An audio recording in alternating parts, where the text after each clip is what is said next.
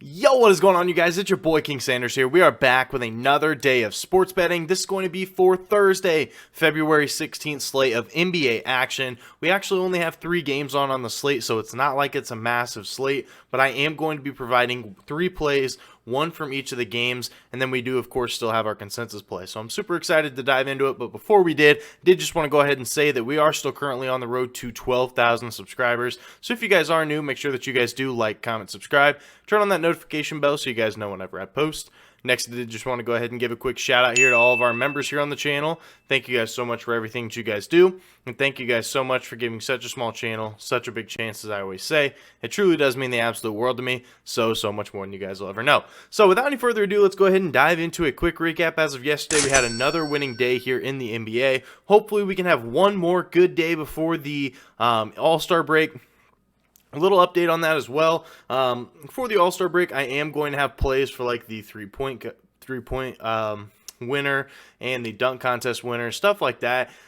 But I think I'm going to make it in short version, or if I may make a full video, but I doubt it. I'm not 100% sure. I was hot during the MLB All-Star game, so I may end up just doing shorts for it, but I haven't really decided. But before we get to the All-Star break, let's go ahead and have one more winning day here in the NBA. So without any further ado, let's dive into a quick recap.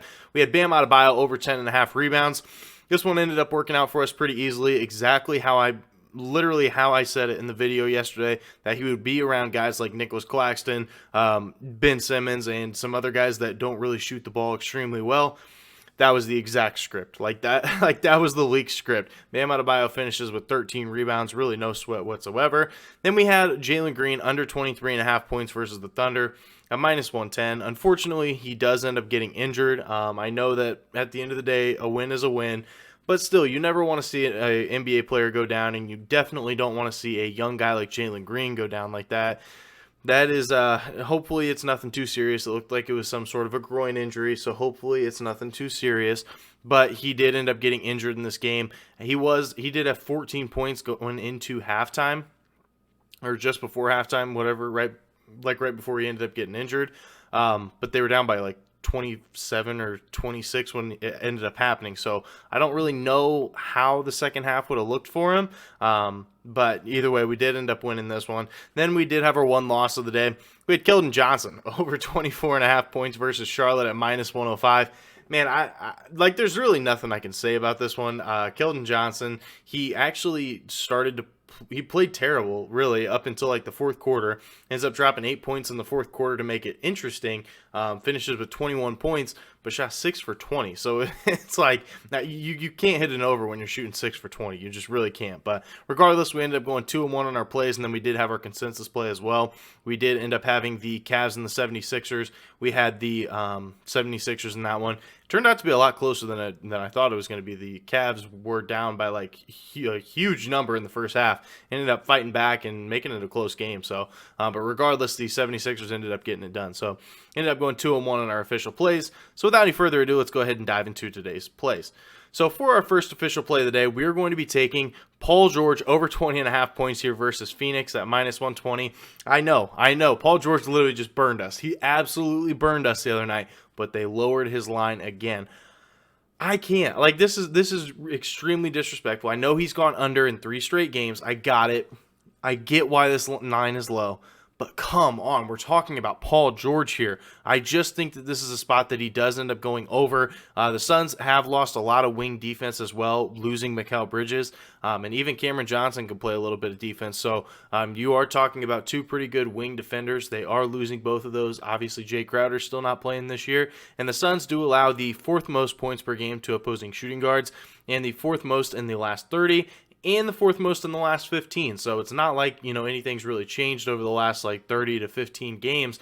But even with those wing defenders, they still haven't been very good to the shooting guard position, and I don't really expect that to change. He does also average 23.7 points per game on the road, which is up by 1.2 than what he does average at home. So he actually does score more points on the road. There's not very many NBA players that do that, but Paul George is one of those guys. So if he ends up just hitting his average, we win this bet. So that's what I do like most about this one. We're asking for a multi-time all-star to score 21 points. I think that he can do it. It's going to be a close game here versus the Phoenix Suns. Spread's only -1. So I, in favor of the Suns, excuse me. So I do think this is a pretty good spot here. I think that Paul George does easily end up getting to 21 points for us. So that is going to be our first official play of the day. Paul George over 20.5 points here versus Phoenix at -120 odds. Now for our second and final play of the day, we're going to be taking Bradley Beal under 22.5 points here versus Minnesota at -110 odds. Now, if you take a look at some of his logs here recently, he's been pretty good.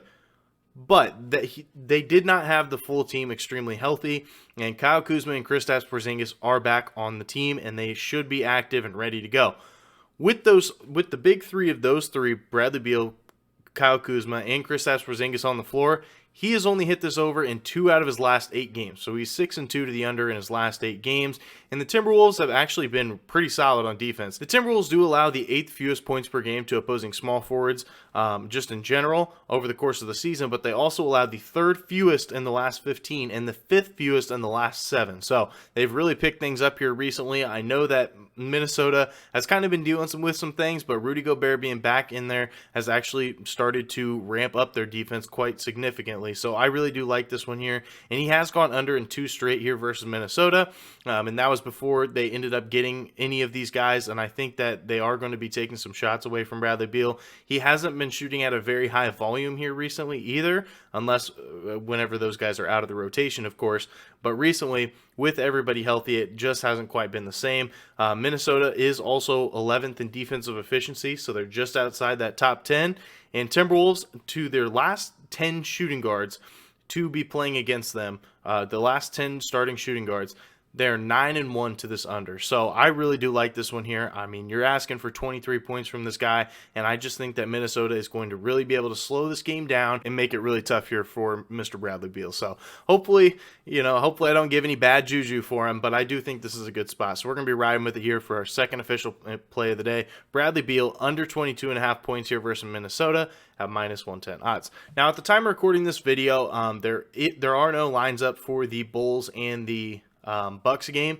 I will more than likely be adding a play from that one. I'm not exactly sure. I'll have to wait for some lines to drop, but I will probably be adding a play for that one. It's just as of right now, there's no lines, so I can't really do too much about it, but I will more than likely be doing that. So make sure you guys do check out the pinned comment section and on my Twitter.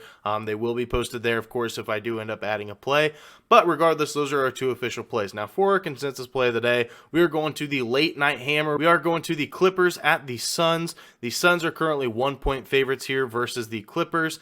And so from left to right, we do have Brady. Brady is going to be taking the Suns. We do have Mitch. Mitch is going to be taking the Suns. We have Ryan. Ryan's going to be taking the Suns. We have Seth.